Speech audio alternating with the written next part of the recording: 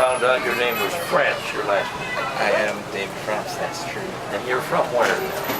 Currently I live in Bermuda. How about that? How'd you get to Chautauqua?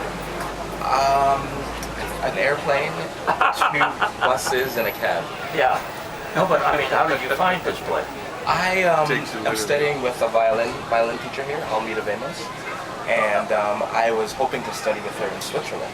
So I wrote her and I sent her a YouTube video and I said, I'm a violinist, I would love to study with you, and I hear you're going to be in Switzerland this summer. And she said, well, I'm going to be in Switzerland, but I'll be in Chautauqua longer, so come and study with me there. Wow, isn't that wonderful? Aren't you great. glad that happened? I am very glad that happened. Otherwise, you'd be in Switzerland. I'd be in the Alps somewhere. I'll be lost in the Alps somewhere. When did you take up the violin? I started violin maybe well over 20 years ago. And you're, what, 25 now? Something like that. No, seriously, David, when did you start the violin? I was about 7 years old. 7 years old. What fascinated you about the instrument? I don't know, I remember I was 6 years old and they brought all the stringed instruments into the cafeteria of my public school and they played them all. Then they said, close your eyes and think which instrument do you want to play. And I thought, why do I have to close my eyes when I know I want to play violin? Why did they want you to close your eyes? I think they wanted, maybe closing our eyes helped us to really think, do I really want to play the cello or is it the bass or is it the viola? So I'm not really sure. So I didn't close my eyes, I just raised my hand when they said violin. Was there another choice you were considering? I think, well, I wasn't considering any other choice, but I think I had all the string instruments were the choices, so I could either choose viola or cello. But those were not options for me in my mind, at least. And you're here now teaching a class. Well, I am mainly studying with Augustusdavid, and then I am going to be the assistant to your husband teaching one of his students. So that's exciting also. Well, we have a recording of you. Okay. What is it called? I think this is an excerpt from the Brahms Symphony No. 4. I think this is what I sent Augustusdavid for my audition video. We're going to play that right now by David France. Listen.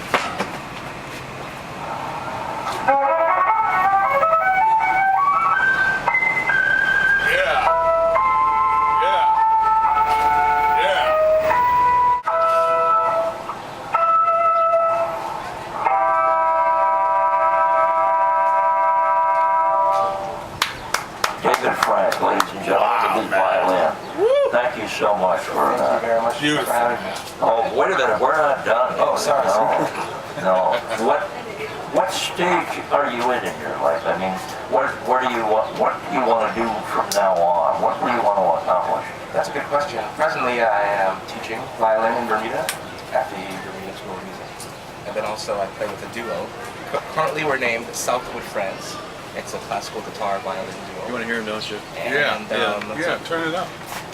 And so I'm doing that, but I'm currently exploring other interests. I love photography and I love traveling and just going You all must have been amazed last week with National Geographic Week. That was really amazing. I came at the end of the week, so I just caught the last 10:45 speaker. But it was really amazing.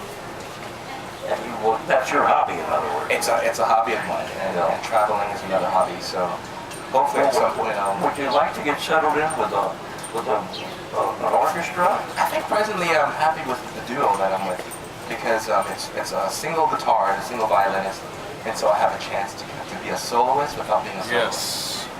You do some, as we call it in show business, gigs? I don't do too many gigs, but the last couple of gigs, I've had a couple exciting gigs. This year, in April, I played at Carnegie Hall. Oh, wow.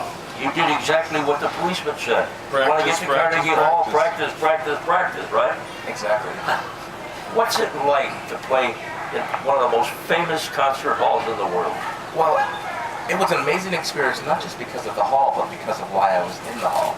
This year on YouTube, the channel YouTube had the first ever orchestra auditioned on the internet. And so that piece you just played was my audition video to play at Carnegie Hall. I figured it was something like that. And so I uploaded that video in January and then made the finals and then won. So about 96 people from around 30 countries were picked, flown to New York to rehearse for 3 days to put on about a 3-hour concert in Carnegie Hall. So it was a sold-out audience in Carnegie Hall with 96 people from around the world. All of them couldn't speak English, and the concert was just really exhilarating. David France, do you realize what you accomplished there? I think it's definitely the most talked about concert of the year, maybe of the century, actually. So it was very exciting to be on stage. The energy on stage amongst the players was just unbeatable. Did you select the piece? No, well, the conductor was the conductor of the San Francisco Symphony and London Symphony, Michael Tilson Thomas. So he was the music director, and he selected about 17 pieces for us to play. And so we had Gil Shaham was one of the soloists, violin soloists there, Yujin Wong, a pianist, Joshua Roman, an amazing cellist. And so it was a star-studded night. Unbelievable.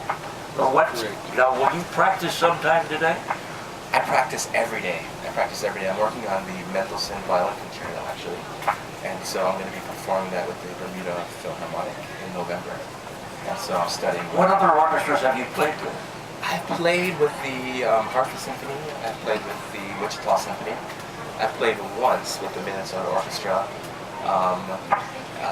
National Orchestral Institute Orchestra, La Crosse Symphony in La Crosse, Wisconsin. So those are a number of the orchestras. What about other countries that you've played in? In other countries, I'm known as a street performer. So I have many videos on YouTube. So if someone goes onto YouTube and types in David France violin, I have about maybe 18 videos where I'm playing violin on the street. So usually in the summer, I get my backpack, my violin, head over to London, and then just kind of make my way from London into Germany. Do you know about the book called The Soloist? I don't, but it's a movie. It's a movie? Yes. Yeah, but it's about a guy playing on the street. Yes, I Playing on the street.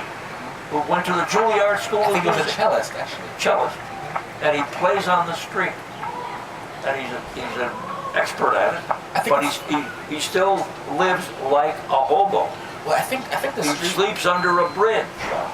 And he goes out in the daytime and plays his instrument. But a reporter was so intrigued by this man and his ability that he followed it up, and that's how the movie came about. It's called The Soloist. Yeah, I've heard vaguely about But it. why, when you're playing on the street, are people throwing money at you? I have my case open, and Are you kidding me? well, the thing about Europe is that the coins in Europe, they have €2 coins and €1 coins. So if they're throwing change, it can add up pretty high. So you playing on the street in Europe is a very good gig. I make about €1 a minute on the street. €1 a minute. How much is that? It's maybe $1.40 A minute. It's a little bit more. So if they're throwing that much at you per minute, you're making about $60 an hour. I'm making over $60 an hour. Hopefully none of the change. That's a pretty good gig. It's a very good gig. It's a very good gig. So usually I don't ever save money to go on these trips. I just go, and when I run out of money, I just play on the street more. Where do you locate yourself? All right. I try to find a highly trafficked, maybe parkway or causeway within a major city like Munich or Berlin or London, and then just open up my case. Usually, I like collaborating with other musicians, street musicians. So that's kind of my specialty. I try to find someone to play with, and then we jam together. Well, give us an idea of who you collaborated with on the street. Probably the most prolific person is a guy named David Swarup. He plays an instrument called a hung drum, H-A-N-G drum. It's this new instrument out of Switzerland. I think it was created in 2004, and it looks like an inverted steel drum or a UFO. And the pitches are on the outside of the drum, and it sounds like a steel drum. And so we collaborated with violin and hung drum every summer. Actually, I randomly ran into it 3 years ago, and actually I traveled back to Europe to try to find him to play with him on the street because we're the only people playing that combination in the world.